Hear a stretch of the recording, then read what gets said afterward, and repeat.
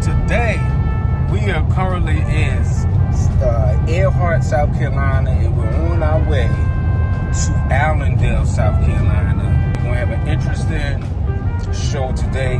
Shout out to all the lovely people out there all over the world.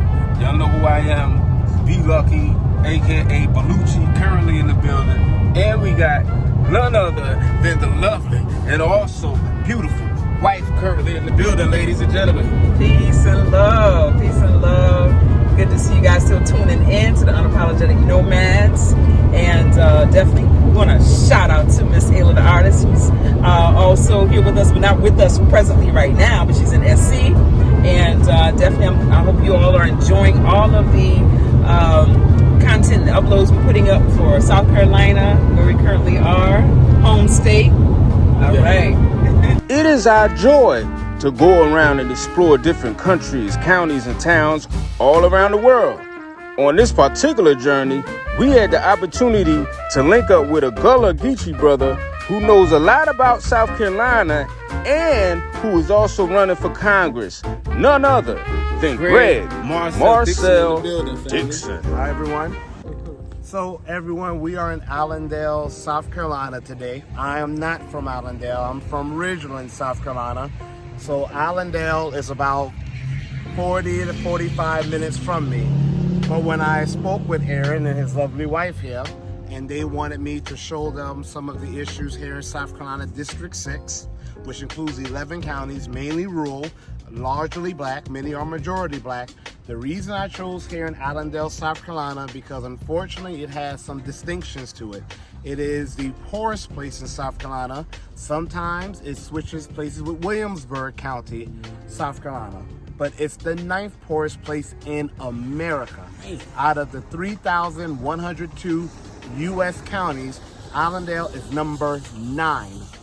Williamsburg County, number 10. So right now, we are in one of the poorest areas in the United States of America. Man. And this grocery store you see here, Allendale IGA, this is the only grocery store in this county. This county is 412 square miles, okay? And this is the only grocery store that they have. Goodness. There are people who live close to 40 minutes from here. And this is the only option for food that they have.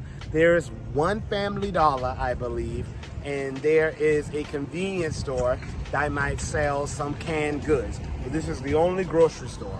So we are going to show y'all some of the conditions in which many of our people are forced to live. Allendale, South Carolina is 70% black. So it's not a coincidence that one of the poorest places in America is also one of the blackest places in America. That's by design. So I look forward to taking y'all around. And I'm not just gonna talk about the problems, I'm gonna talk about what was the cause, what are the causes, and what we need to do to fix it. So thank you. So here's the irony with Allendale, South Carolina, and a lot of black towns, especially in the South. A lot of the black people here in Allendale, a 70% black county, the majority of them, all of them, I can safely say, are freedmen, black descendants of American slaves and emancipated people. And most of them are landowners.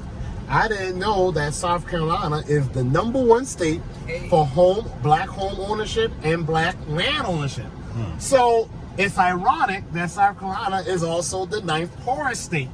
And the black people in South Carolina are some of the poorest black people in the United States of America. Now you might be thinking that doesn't add up, because most black wealth, the little bit of wealth we have, it comes from land, home ownership, and home ownership.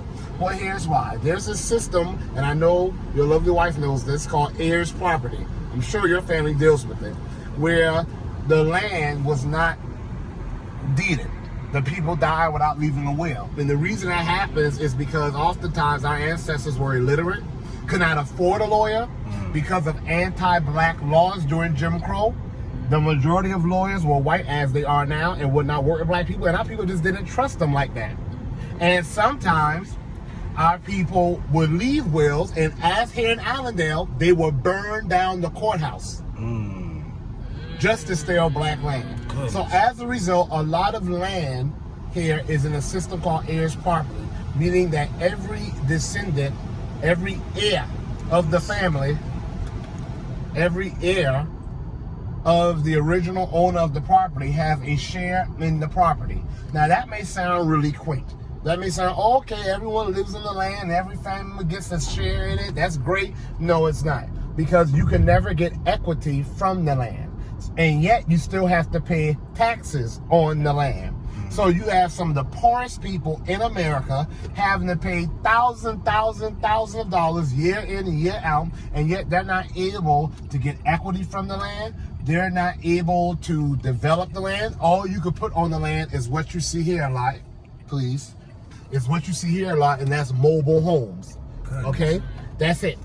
That's why you see a lot of people in the poorest places, in the poorest, blackest places, are usually living in mobile homes because of the system of heirs property.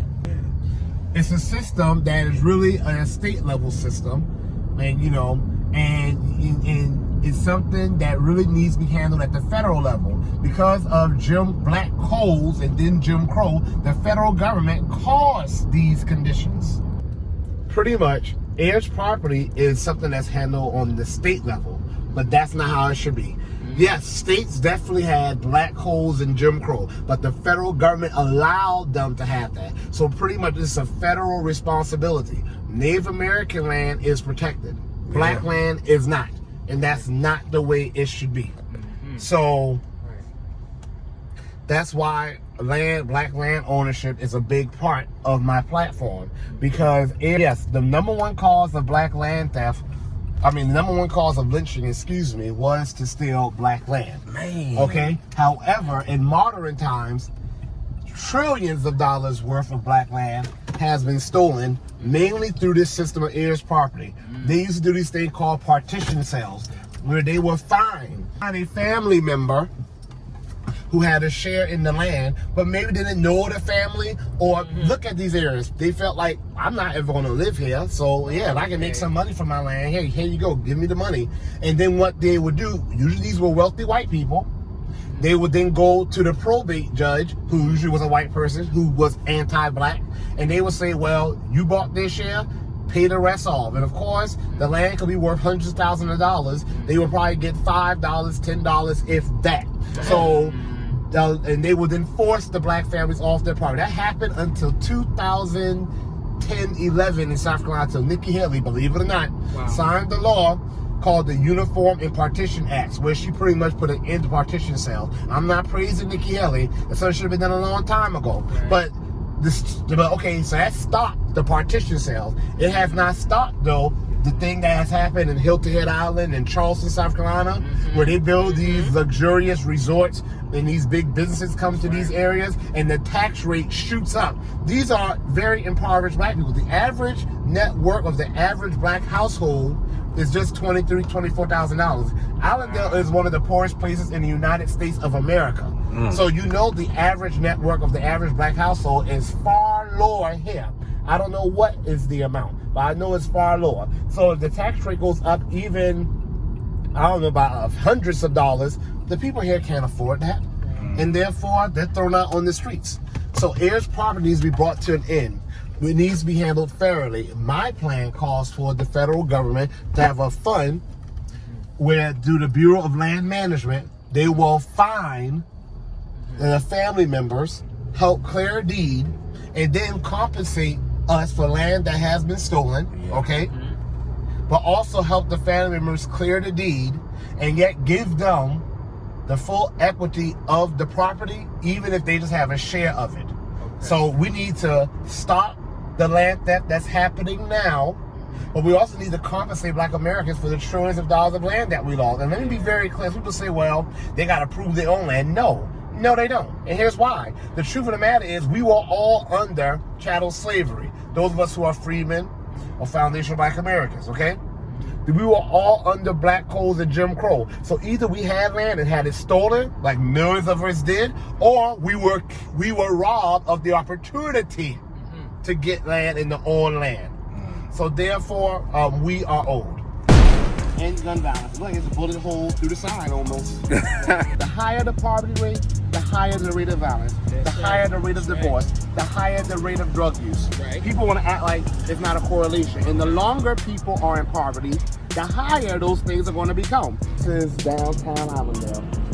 So many empty storefronts. Yep, empty storefronts. Allendale was once, in its own way, a Black Wall Street.